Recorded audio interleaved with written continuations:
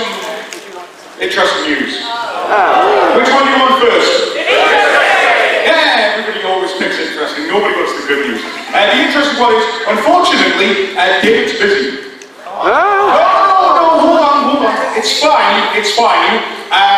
We are... Oh, I'm sorry.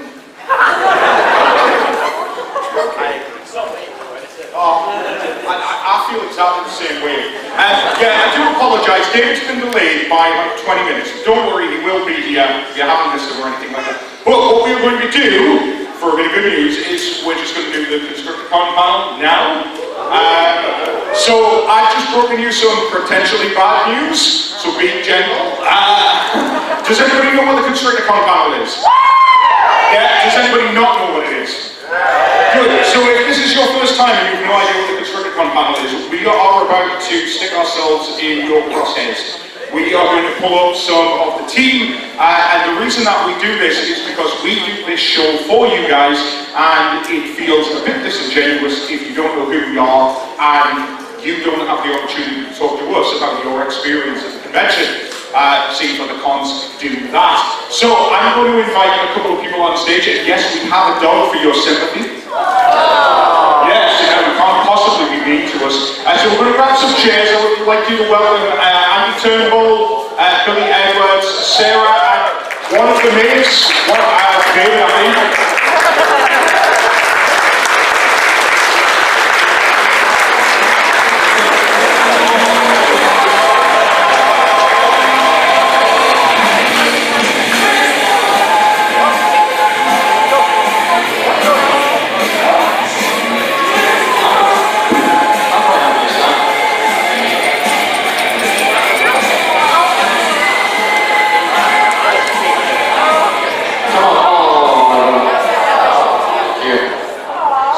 Make things look really awkward. See, we've got a dog. Turnbull, why are you standing?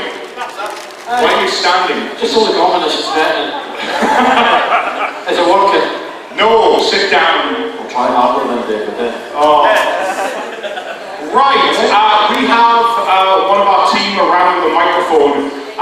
Like I say, Amber's already got a hand up, so we're in trouble. Probably the first question is, where's David K? Right, okay, this is your time, honestly. I know I've sprung this on you, but genuinely, this panel here is all about you. However, you've just told me some information before we start, which we should probably share. Yeah, so the attendance for TF Nation 2024 clearly was going to be larger than last year because we had to cut off Saturdays.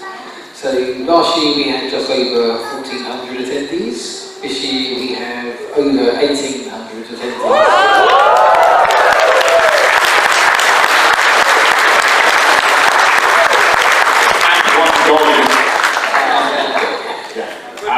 So thank you from us and from me, from the team. Thank you so much for coming out here, especially if it's your first time. We really do hope that you've had fantastic time. It is really disconcerting trying to be honest and open while you're staring at the eyes of a giant inflatable T-Rex, but that's neither here nor there.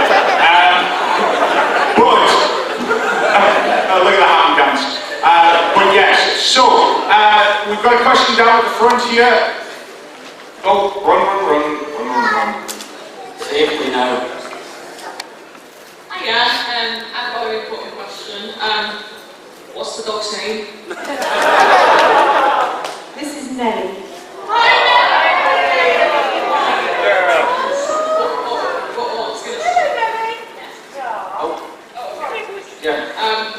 My real question was regarding guest attendance. I know you probably don't take requests for guests, but a potential suggestion is Scott Brownlee, who worked on the original G1 cartoon. He was in the audio booth with Wally Bird. He was pretty much at every single Wally Bird section that he's done for Sunbow, Marvel. And I think about him, the franchise, in the words of Frank Welker, Transformers wouldn't be what it is today, essentially, without him. So would you ever consider getting Scott at TF Nation? I'm sure we've actually talked about this because there's also, we've got obviously, Mace Brothers have got the audio tapes. There's also another engineer that's in the booth a lot of the times who we don't know their name. We were actually discussing. I asked Oh, right, so we were discussing it earlier. Scott doesn't know. He said Nelson Chin was usually there, but he doesn't know unless he hears the audio clip, he doesn't know who it is. The honest answer is no guess really off the table if they can bring something new. No, yeah, I mean, the ideal for guest lineup, which is something that Billy and I spend often many an hour, and I say Billy and I, but it's really a team effort, is that no guest is a no. It's about trying to find a balance between the guests, because we understand that Transformers is more than Generation 1. It's more than that cartoon that took place 40 years ago. You look at our lineup of comic book guests, you've got Simon Furman there, you've got Andrew Wildman, who've been with this brand for nearly 40 years. But you have James Roberts, you have Nick Rhodes, you have the next generation of talent, and hopefully, we'll have the talent for the generation after that. We want to service every fan, even if you've never seen a Generation 1 cartoon. So it's finding the balance, and that is tricky. Can I just add something on the guest thing, actually? If you've already got a question, leave your hand up, but you're going to need your other hand for this. So, when you've travelled to us, put your hand up if your travel for this weekend wasn't entirely as straightforward as you wanted it to be. Okay, loads of hands. So, sorry? I mean, if you like traffic jams, it doesn't have to include them, but yes, I would have included it, to be honest, so hand up, thank you very much. So, I think that's interesting because TFN, really, on an operational level, is just a load of individual travel plans like that put together. And to peel the curtain back a little bit this week, without revealing any names, we've had a lot of travel disruption, which hopefully you haven't even really noticed. We've had at least 3 cancelled flights, one of which was an international, several rearranged flights, and the guests have just turned up and done their absolute best anyway, and you probably wouldn't even know about it, which is a testament to them. But from our point of view, the lesson I've learned from that is that in future we will only hire people from the Birmingham area. And even that's a stretch. Yeah, anybody who was located geographically within this hotel. Any Transformers. We've got a question just at the front here. Okay, I got 2 questions. One's a silly one. Can I pet Nelly? Yeah. Can I come up now to pet her? Health and safety will not permit you on this. Oh, alright. But you can afterwards, definitely. Yay! Next one is, do you have any plans to go like bigger next year, maybe hold a different venue or something? Or The venue question, Billy. Sorry, I was nearly distracted. What was the question? Would we consider a bigger venue? I mean, we would, but the answer is which country would you like us to go to, in all honesty? So we've had this before, so there are bigger venues in the UK. I mean, a football stadium is bigger than this, but it's not ideal for what we do. Something like the NEC is like the next step up for something like this. I don't mind saying it, the NEC chase us all the time, and I don't mind saying it, I really like a hotel setting for this convention. Can I just add to that? Put your hand up if this is again your first time.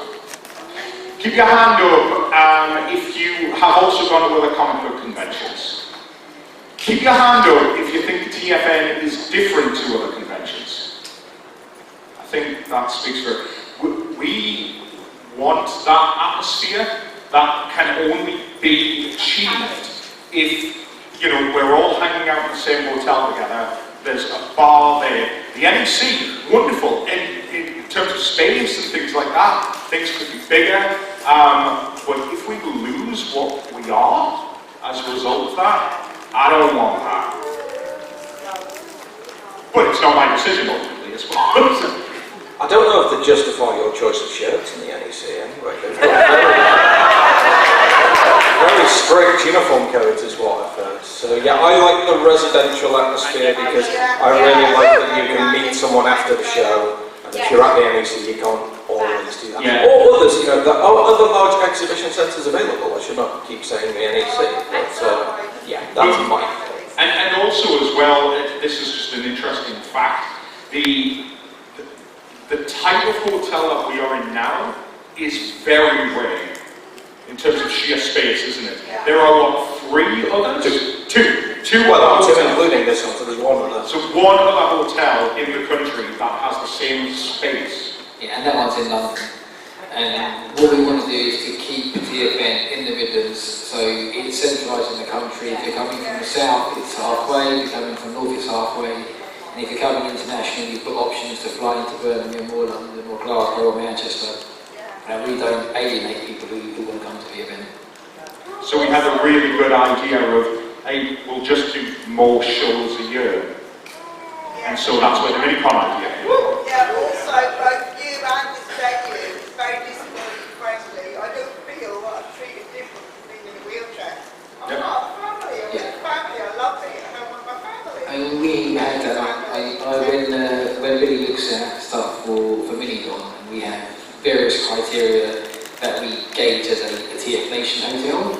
Yes. And one thing at the top of the list is accessibility. It has to have access for all.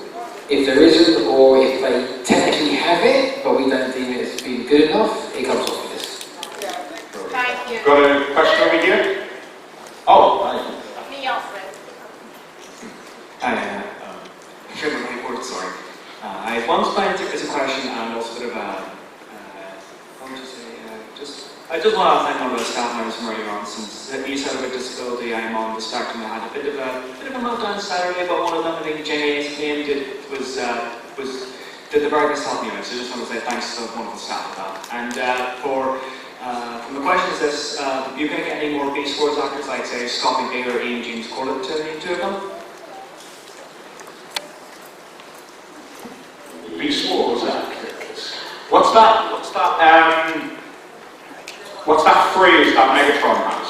Non-disclosure agreement. Hey, look, I love Beast Wars.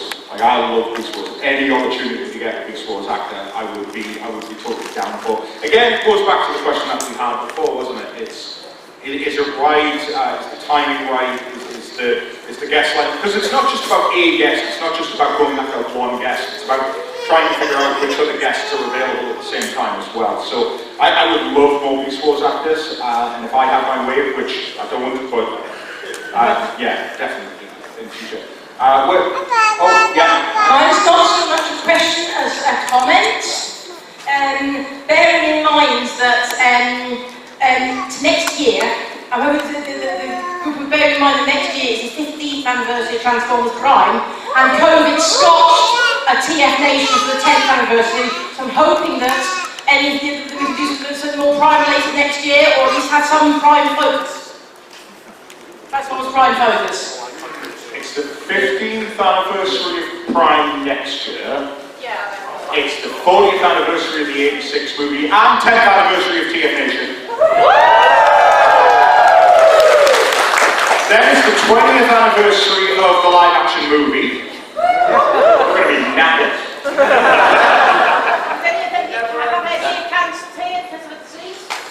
We'll see how it goes. Yeah, hi there, bit of a silly question here, but I was in the bar with my friends for some old TF Nation photos and one an altar assembly.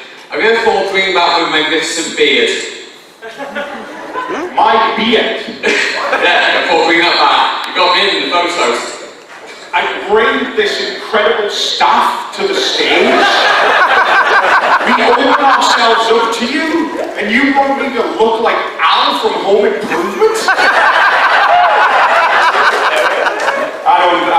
No, honest answer, my wife won't let me grow a beard. Yes? I was thinking for next year, maybe we could have like a little colouring competition.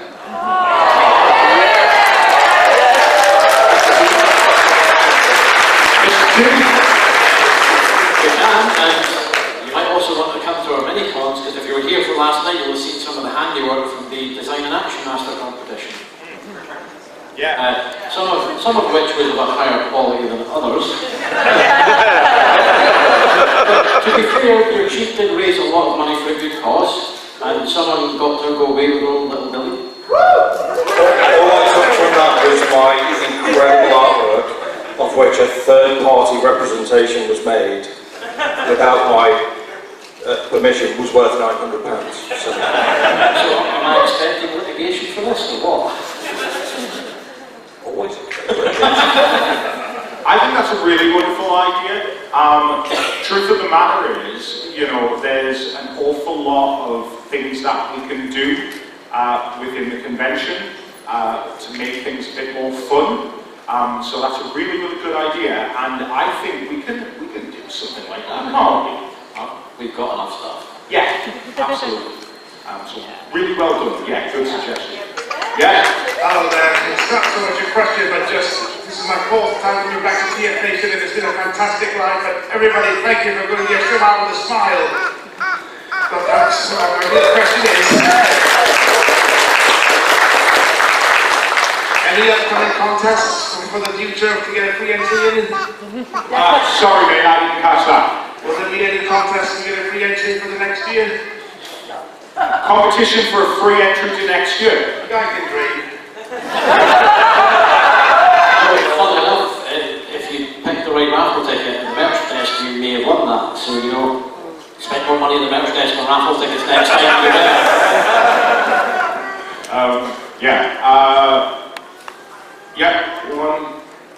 One at the back.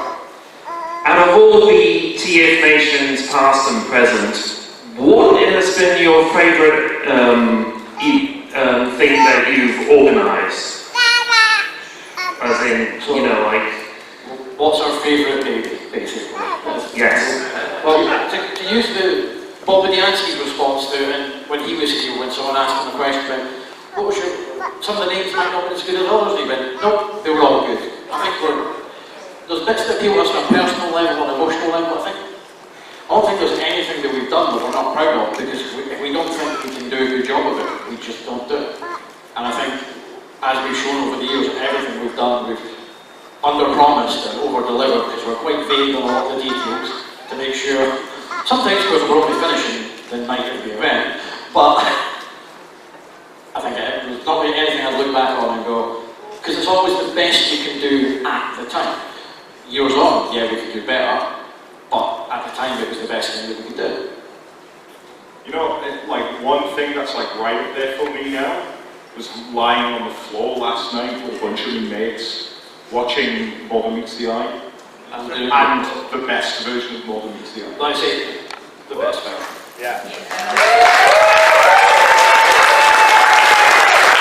Sarah, you've been decidedly quiet through this whole panel. I think this is a good question for you. Like, as a non-Transformers fan who's resisted the urge of the robots for years, and just keeps showing up because you're worried about us. I want to make sure you keep confident and you take care of yourselves.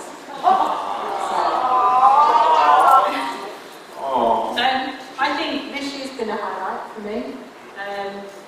I think everybody has tried really hard to try and make it the best it can be. The panel and all members of staff, they try so hard and they come up with so many ideas. And you all know that I know nothing about Transformers. And so I just nod with them, and then you come in and you're like, wow, this is fantastic. So all of the hard work is done by these guys and those other ones that are out there. And I think each year on year, they're getting better and better. But I would say that this year has been particularly good. As you can see, I've got my dog with me.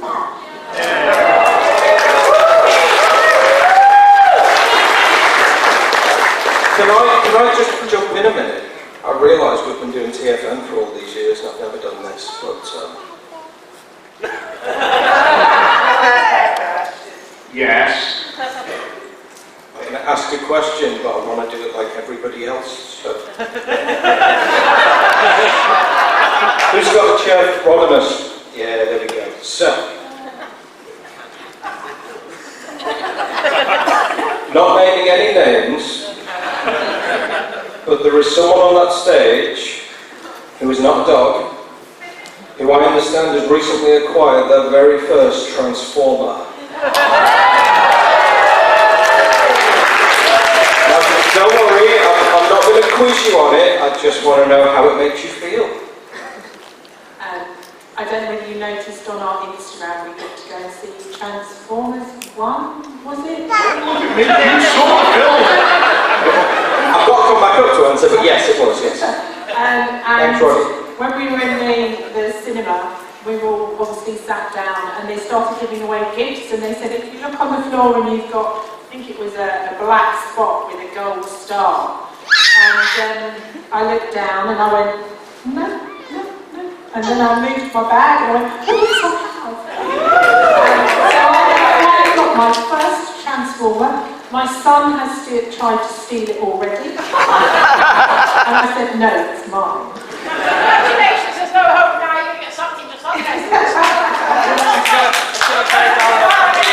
Trust me, it doesn't end well. Of course it ends well. You still have no idea what it is, though, do you? It was a blue one. I think he had a beard. It's no point in telling her. Shit It doesn't was change. blue and it had a beard, and it will change somehow. Right, I think we've got a question over here, yeah? Hello. I remember a few years ago you did another quiz on the Sunday. I think it was probably the kids, but I think it was around something like rescue bots. And I wondered whether you consider doing that again for someone who's like hopelessly crap at the McFeely quiz. It's Chris in here. We could just fire him right now from it, let's be honest.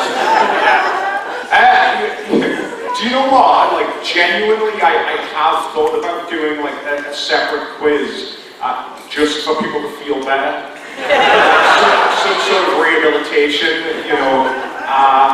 Yeah, the kids one was really, really fun. Again, it's something that we would probably bring back. But Chris just tells me every time, he's like, and I'll be honest with you, because I don't think it's in the room, but every year he's just like, no, David, it will be harder! They haven't suffered enough! And I'm like, Chris, leave them alone! And he's like, no! That's my best Irish accent. No! Yeah, right in the back there. Hello, David. Oh, hello. That's Joe Powell's voice, isn't it? That is, yeah. Yeah. So I'm told. Two questions. First off, if Grace isn't going to let you grow a beard, we bring back the dyed hair. And there goes all the goodwill that I've accumulated over the last 5 years. Second question. With the convention now having grown in size to, was it 1,800 attendees? Which is a fantastic, impressive number, and it really is a credit to the word of mouth about the convention that's now gone around. With that in mind, and having also seen like the queues leading up to the Trader Hall over the last few days, what are some of the immediate kind of things that you're kind of taking on as feedback for the future in terms of making it a safe and comfortable experience for everybody who comes and attends over however much time they want to? Billy, I think that's a good one for you in terms of especially our capping of tickets yesterday. Yeah, sure. Although, before I answer, I will just say, I've noticed that he gets the beard question, and I get the how do you queue 1,800 people in a building question. And I do control what name is written on the ticket, so good luck next year. No, honestly, and I say this as somebody who didn't do it, so this is not me blowing my own trumpet, but I think that queuing situation was handled better than any other big queue I've ever seen before. And that was a multi-stage thing. Like, my part in TFN is, it's about that big, it's a screen, and I sit in front of it every day for hours. And I plan and I plan and I plan, and I think I know how many people can fit, and I'm pretty sure, and I know how many fire doors you need and all that kind of stuff, but ultimately, and I've said this to everyone who's asked me this weekend, there is no way to rehearse TF Nation. You can't invite all of these people along just to try it and see if it works, so you have to have plans to make sure it works on the day. I think the ticket cap was the right decision. I will say, I make a point of walking around the hall when it's at its absolute busiest, so I can get a feel for it. And even though there were more people in that hall this year, and it wasn't 1,800 by the way, that's over the full weekend. But even though, thank you, but even though it was busier, it felt more spacious to me compared to last year. To put a little context into that, the floor plan we've got, you know how you have like a cross in the middle of the aisles? We've referred to that as the quadrants floor plan for about 5 years, something. Well, like this is something that I think Mark originally came up with, and we've been building on it. And then this year we had the capability with Sam, who's taken on an awful lot of work with the traders. He's done a fantastic job. He's not on stage. Hopefully that's because he's still doing a fantastic job. If not, we will have words. And also Bex, who works in H&S as well. So we've worked a lot on the build, and then once the build was in place, that allowed us to change our queuing structures and stuff. We'll assess it each year. I think the cap is still right. I know that we could have had 2,000 attendees in this weekend, no problem. But I don't want to get out of an event and say, oh, that was just about no problem. Like, I'd rather it was nicer for everyone. So I think caps are probably there to stay. I think we will assess them on a year-by-year basis based on various factors at the convention. And that's, I think, as much as I can say on that right now, because it's not one answer for all. It really does depend on all the different events that are happening. Okay.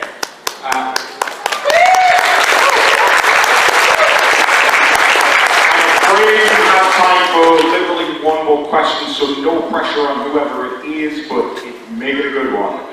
Can I ask two? If it's quick. I'll try. As a speaking to the choir, this is a convention that is one of one, so good job on all of you and staff and the guests and all of us. My first question is, are there any plans necessarily using the capacity of the Hilton to bring an event that is bigger, that is more spacious, that is more traders, more rooms next year? And secondly, and please don't agree with me for this, there's been a move towards more upcharge experiences similar to traditional cons, but also you're bringing in more guests and more people. Is the convention going to continue in that kind of direction, or are we looking at staying at a similar level we are now? I didn't hear the first one, but I heard about this. I heard the second one, so I can answer that. What was the first one? Are they related? The first one is, are there any plans within the Hilton to expand the capacity of TFN? So if we were to take on more rooms in the Hilton? Yeah, it's a big room. I want it.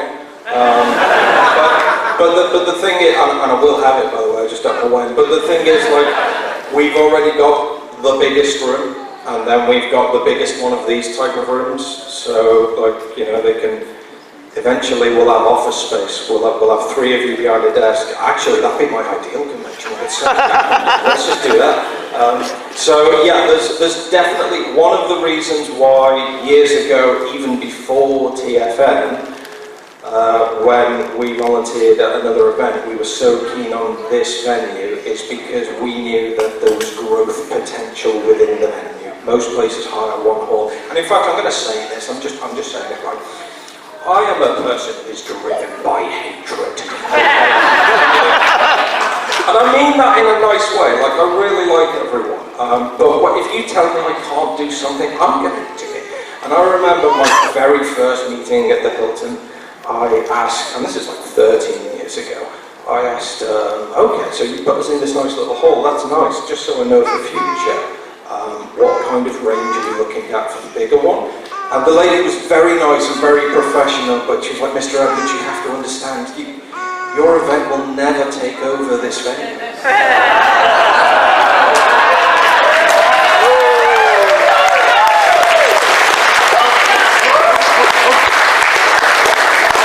And then I might as well answer the second question, because that's kind of in my area too. So there's a bit of confusion about, I think you referred to it as upcharge. I think what you mean is things like, audio recordings and photographs of the booths and with the guests and stuff like that. Is that what you mean? I mean more legend passes, early access. More legend passes? Oh yeah, okay. So there hasn't, well, we had them last year, so there's been more legend passes, but we haven't added any additional things. So that is very intentional, because when we realigned the ticket prices after COVID to make sure we didn't go bankrupt, one of the things that was very clear was either we would charge everybody a lot more across the board, or we would have to come up with some kind of scale. And having spoken with attendees, and particularly those who've been to the Legend... Have you been to a Legend Pass, anybody here?